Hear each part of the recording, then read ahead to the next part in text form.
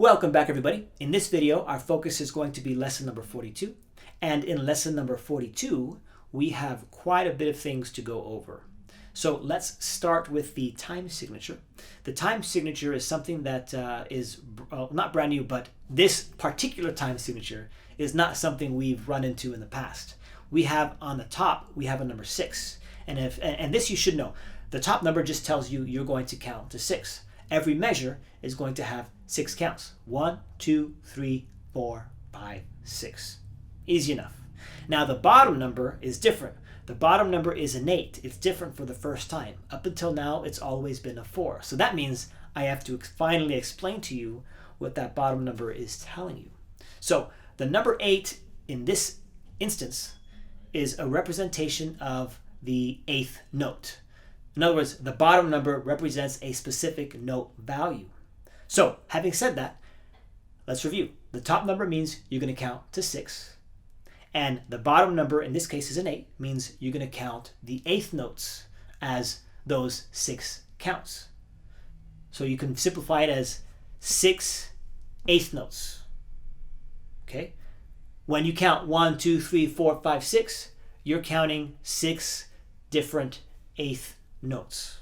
So in a time signature of 4/4, we're going to count 4 quarter notes because the 4 represents a quarter note. 4 quarter notes.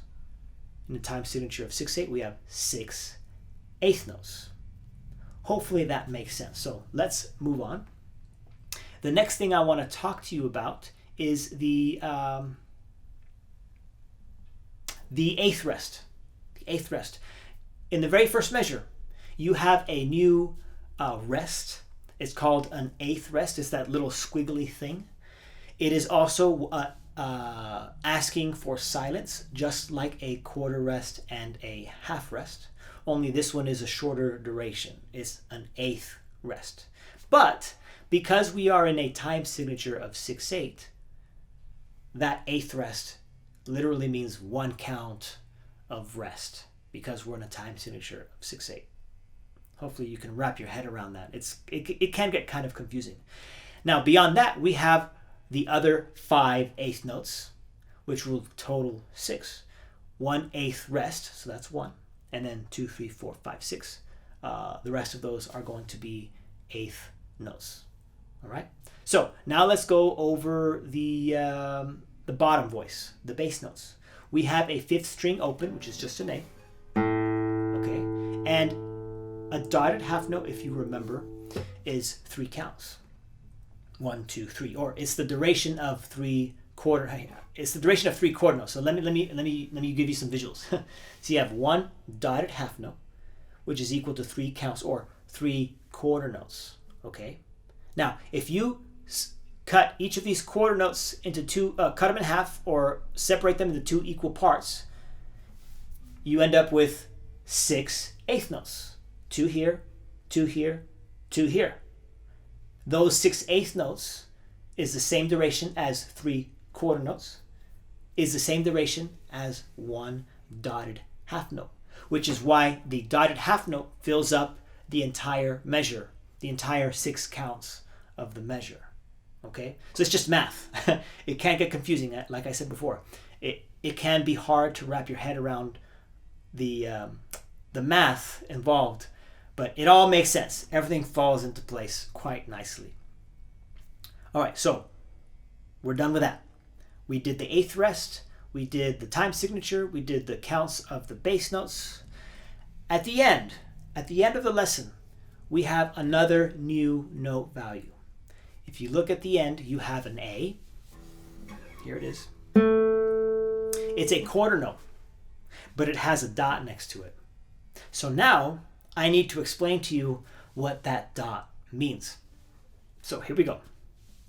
A dot next to a note is going to add half of its original value.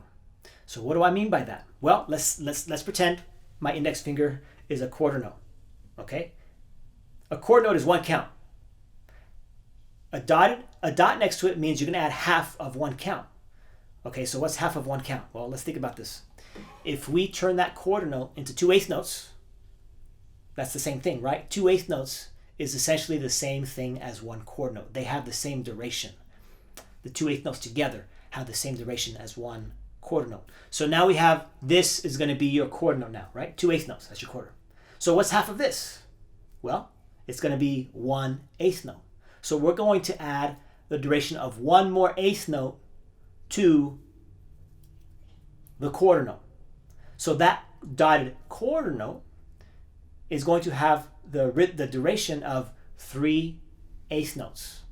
And in this lesson, that is going to be 3 counts because of our time signature.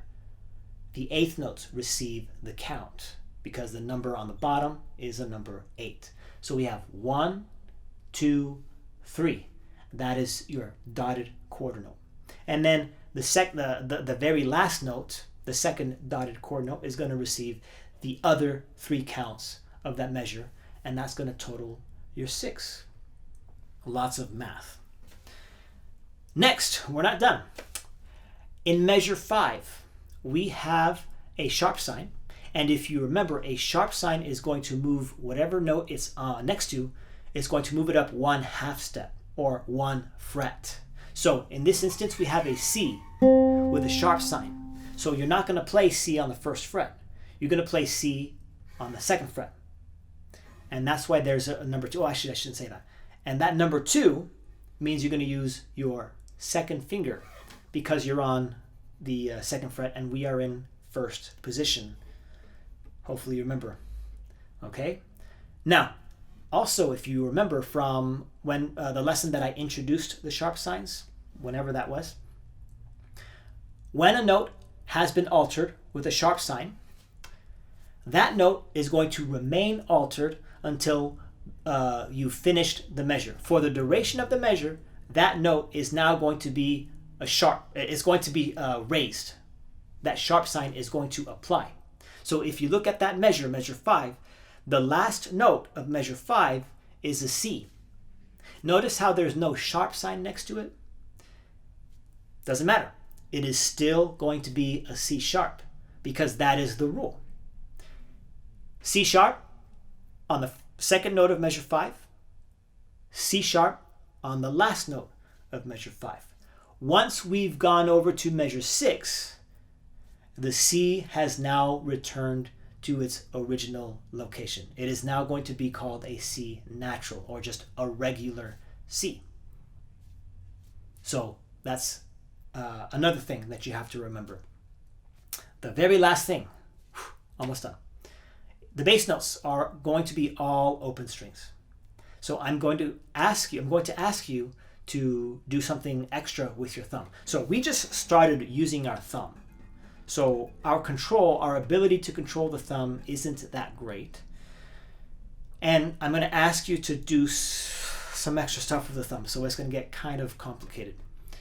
So when you play your A in that first measure, you're going to make sure you ring for it rings for 6 counts. After you play that A, you have to play an E. That note has to ring for 6 counts too.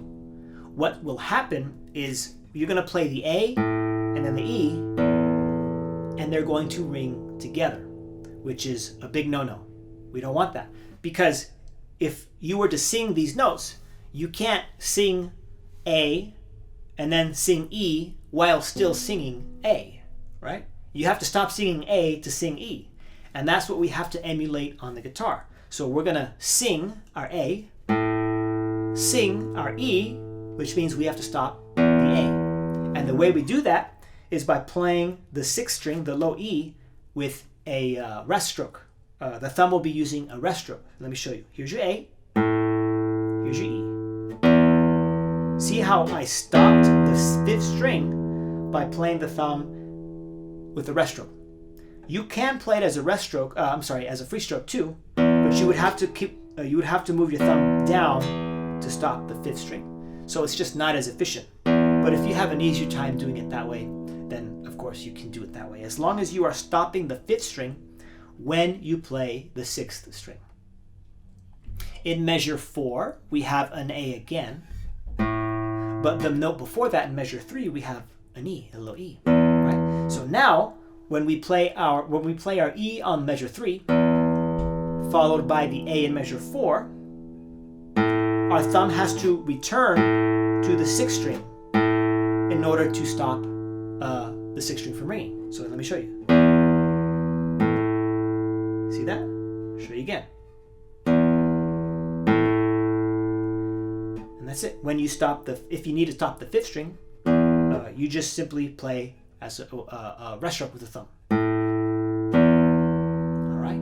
In measure 6, you're going to do the same thing, only you're going from the 5th string back to, the 4th string. When you play the 4th string, you're going to stop the 5th string. So you have, here's your A on measure 5, measure 6, and now I have to stop the 5th string with my thumb. Okay?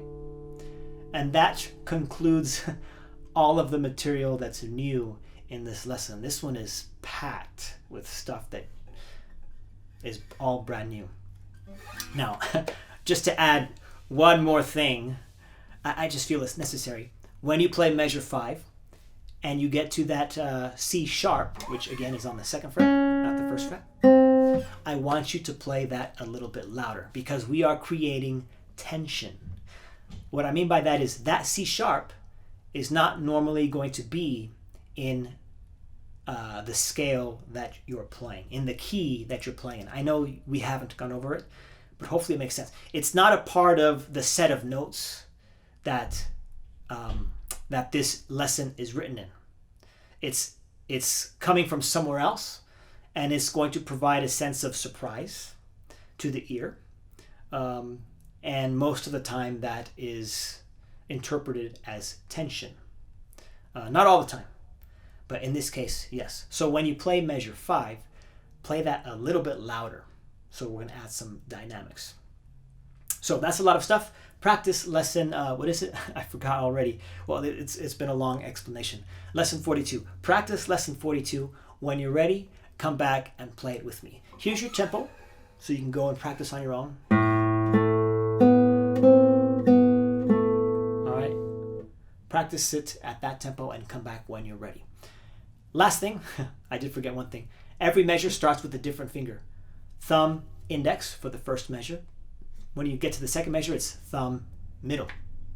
When you play the third measure, thumb, index, thumb, middle. So just watch for that. On my count. 1, 2, 3, 4, 5, 6. 2, 3, 4, 5, 6. 1, 2, 3, 4, 5, 6. 1, 2, 3, 4, 5, 6. 1, 2, 3, 4, 5, 6. 1, 2, 3, 4, 5, 6. 1, 2, 3, 4, 5, 6. 1, 2, 3, 4, 5, 6. 1, 2, 3, 4, 5, 6. Stop. Notice I did get louder in measure 5 and measure 6. That is creating that tension. It's complementing the sharp sign in measure 5 by playing louder. And that's how we create music. All right? Whew, that was a long one. I'll see all of you in lesson number 43.